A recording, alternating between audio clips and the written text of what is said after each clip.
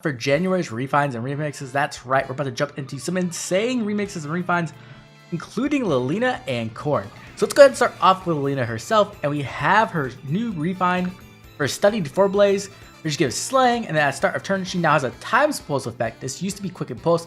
This is really good for Lilina already. And then at the start of combat, if her HP is granted equal to 25%, she's going to get Attack and Res plus 6 during combat, and she gets Hardy Bearing. So pretty standard here. It's almost exactly the same. The only difference is that we're getting Times Pulse instead of Quick Impulse, which is a big deal because it's going to allow her to ensure that she has that AoE at the beginning of every single turn.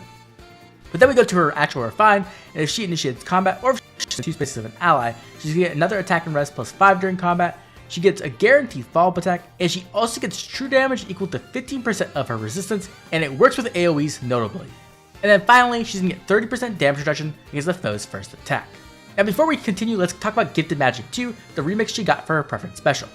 So we have before combat, if this unit initiates combat, foes in an area near her take damage equal to her attack minus foe's defense or res. So it's just pretty much a 100% modifier now. Before it was an 80% modifier, so that is a 20% damage boost for this AoE, which is really nice. And then after combat, if her special triggered, she'll grant Canto 1 to herself and all allies within 3 rows or 3 columns centered on herself. So overall, how did Lilina do? She got some of the things she really needed, which was true damage. She desperately needed true damage because when you're working with AoEs, it hits twice, right? It hits once with the AoE, then one with the initial attack. So that's very nice. Unfortunately, it's based off resistance instead of attack, which would have been better, but it's not that big of a deal. It's not like the biggest deal ever. The guaranteed follow-up attack is okay. It's not too bad, and the damage reduction does help her survive, so she can hit twice. But honestly, she didn't really get the number one thing she needed, which was damage reduction piercing or halving. Like, you really need that a ton with these kind of units nowadays. Now, she does have high enough resistance to get around some of like the resistance-based damage reduction, but a lot of damage reduction nowadays is just like standard, where it's like 30% no matter what. And so you really want a way to get around that if possible, or reduce it as much as possible, right? And so I think this is good. It's definitely going to help her out a ton, and the ability that she can give herself Canto 1 and her allies makes her way better in Arena, in my opinion. She's way better in Arena, which is nice. But overall, this isn't going to turn Lilina into like some crazy like nuke you have to worry about. She's definitely going to be better than she was before, but I don't think she's going to be like insane by any means. So overall, solid refine and remix, but nothing insane. Let's move on to our other red mage of the batch, Kiria. So we have attack plus 3, we have inflicts attack and res minus 6 on foes within 2 spaces of her during combat. And then at start of combat, for HP is granted equal to 25%, she gets a guaranteed follow-up attack, and she gets damage reduction equal to 75%, but only against follow-up attacks, and it is brave. So if like they hit her twice with the follow-up attack because of a brave effect, then it will get 75% damage reduction on both of those, which is nice. This is okay so far. We then have the refine, which at start of turn she'll inflict attack and res minus 6 as a visible penalty, and then the sabotage penalty as well on foes within 3 rows or 3 columns centered on herself through their next actions. And then if the foe initiates combat, or if the foe's HP is greater than equal to 75%, she'll inflict another attack and res minus 5 on them during combat. She'll get true damage equal to 15% of her attack, but not with AoEs, and then she heals 7 HP after combat. Okay, so how did Kiria do?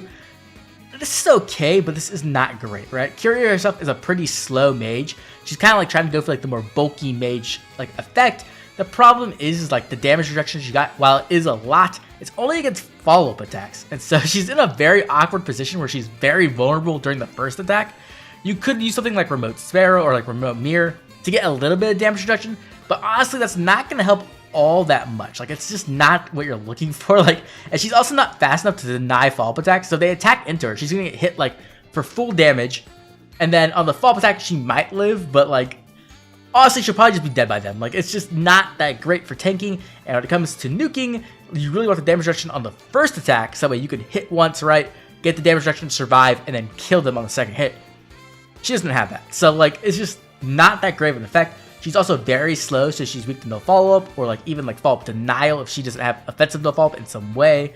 The support is nice. Attack and res minus 6 and the sabotage effect could be pretty good in like certain situations, but it's not powerful enough to make you use her over a different nuke. Like, other nukes are just gonna do this way better, right?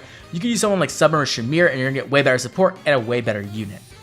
And then lastly, the true damage is good, the healing's nice, but like, once again, it's just not enough. At least if the true damage works with AoEs, you could go for like an AoE build with her because she has a very high visible attack, but you can't even do that. So I just think this refine is kind of mid and not that great, and doesn't really make Kiria relevant in any single way. Pretty unfortunate. Okay, let's move on to our boy, Ferdinand. we have Stout Heart Lance at start of combat. If his HP is greater than 25%, he's going to get plus attack, speed, defensive rest, plus X during combat, where it's an Omni Unity effect. So essentially, any kind of penalty he has on him, he's going to double and add +4 to it. Then he's just going to get a ton of stats, right? Like, it's really, really nice, especially when you combine it with someone like Legendary Robin, though, of course, play exists. Then he's going to get some additional effects based off his HP at the start of combat. If it's greater than or equal to 50%, he'll get a guaranteed follow-up attack. And if it's greater than or equal to 75%, he'll get 7 true damage per hit, but not with AoEs.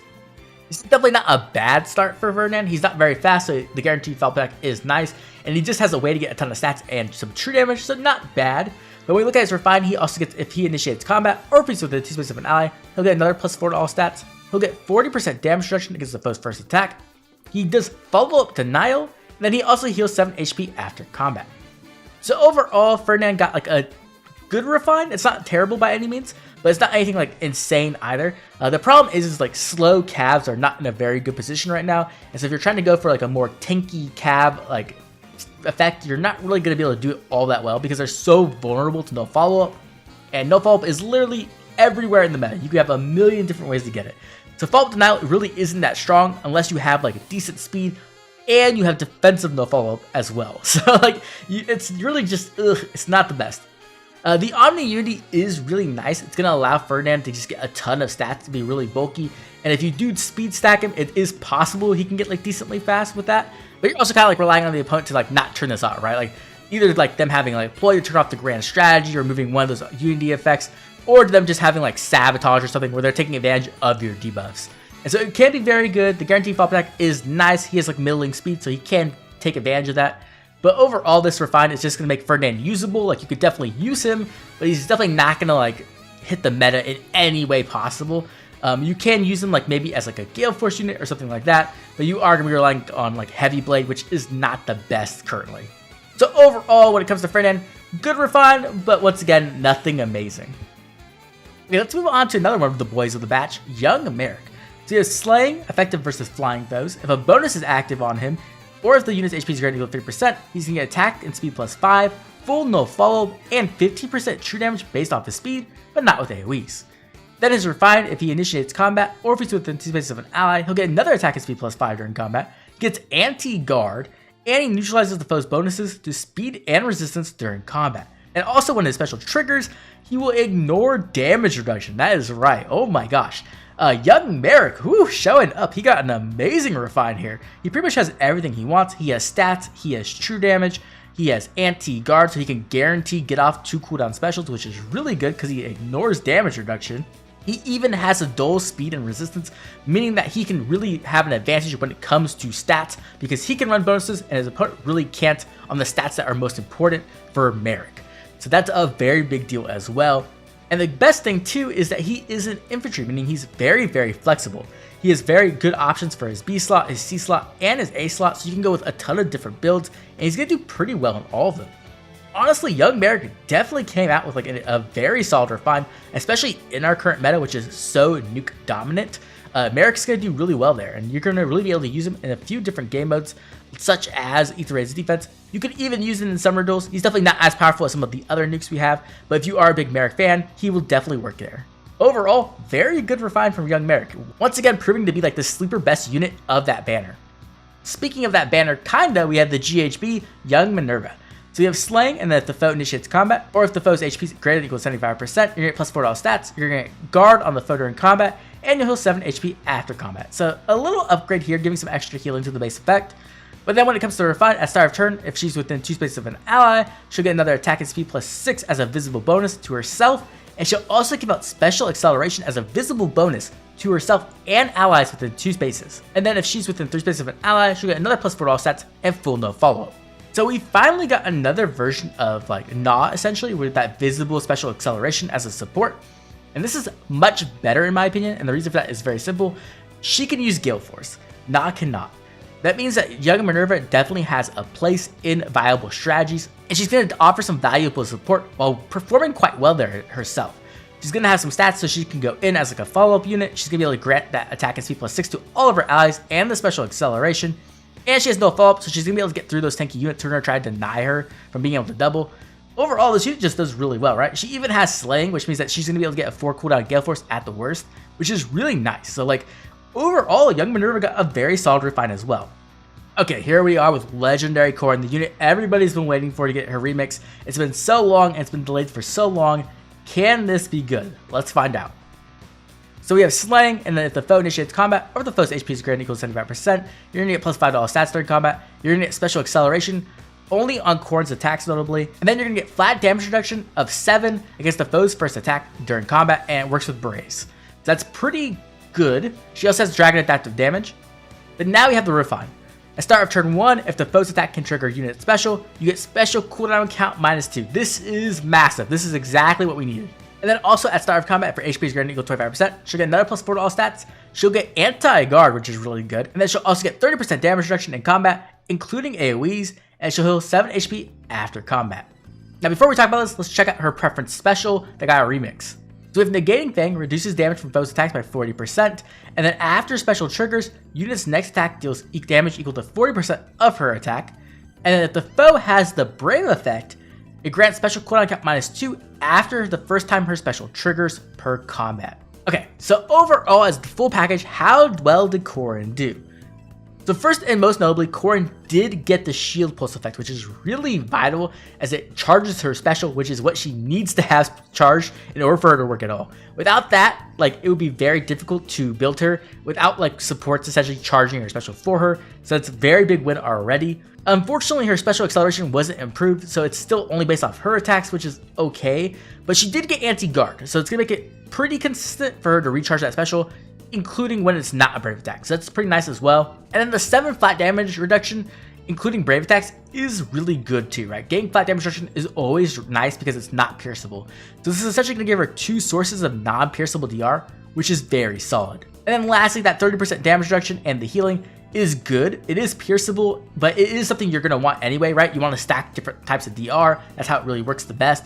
So that is nice. And the healing helps as well. It means you don't have to run as many healing supports because she can't run a healing special or something like that, right? You just essentially have to like rely on like a finish or something like that.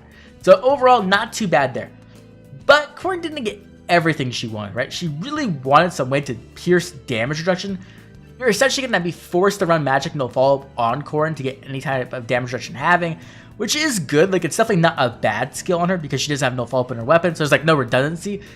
But it like definitely limits what she could do. Like, ideally she would have had it in her refine or a remix, so that way she could run null counter disrupt in her B slot so that she wouldn't have a weakness to sweep effects. But now she can't really do that. You need DR piercing in this current meta, like you just have to have it. So you pretty much have to run magic no follow-up in her B slot, which does limit her build variety. She definitely got some good effects overall and a very solid refine and remix, but I just wish they would have given her a little bit more. Considering that they pushed her remix so far back, like 6 months, I was really expecting something insane, and I think this is just overall solid, but not like meta breaking or like, you know, like a legendary sell-off kind of remix. Okay, let's move on to our final unit, Leila. Now, Leila is one of my favorite units ever to be added to Fire Emblem Heroes. I think she was just ridiculously fun in her prime alongside Altina. So let's check out her refine to see if she can once again dominate the meta.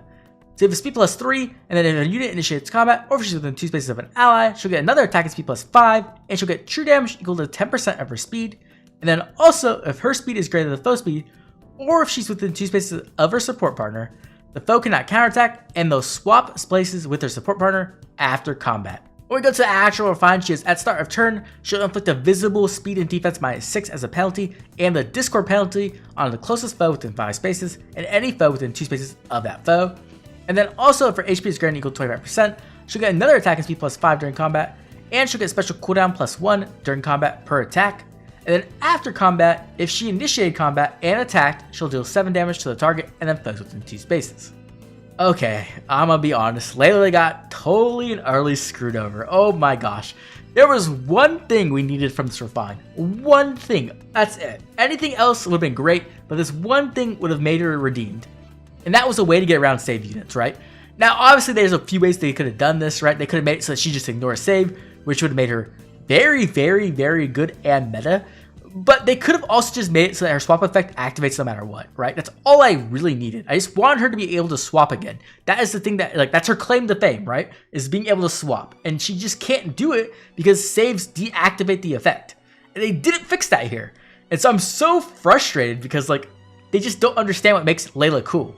And so while the rest of the find isn't too bad, right? We get some true damage, which is nice.